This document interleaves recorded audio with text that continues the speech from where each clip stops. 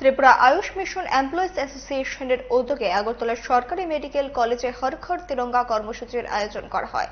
উপস্থিত ছিলেন জিবি হাসপাতালের রোগী কল্যাণ সমিতির চেয়ারম্যান মীনা রানী সরকার, বিজেপির সদর জেলা কমিটির সভাপতি অসীম ভট্টাচার্য।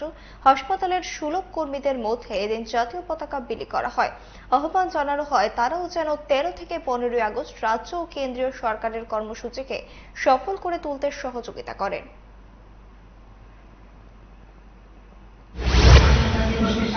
আমরা কর্মসূচি পালন করে চলেছি। আগামী 13 থেকে 15 আমাদের যশস্বী প্রধানমন্ত্রী আহ্বান করেছেন যে হর ঘর তিরঙ্গা মানে প্রত্যেকের বাড়িতে যাতে আমরা জাতীয় পতাকা উত্তোলন করি।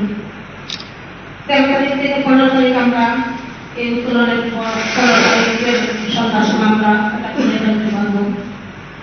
এই কর্মসূচি যারা আছে এখানে আপনাদের হাতে জাতীয় পতাকা দেওয়া হবে, প্রত্যেকে যার যার বাড়িতে সেটি উত্তোলন করবেন এবং আরো পাশাপাশি যারা আছেন সবাইকে বলবেন যাতে এই জাতীয় পতাকা উত্তোলন করা হয়।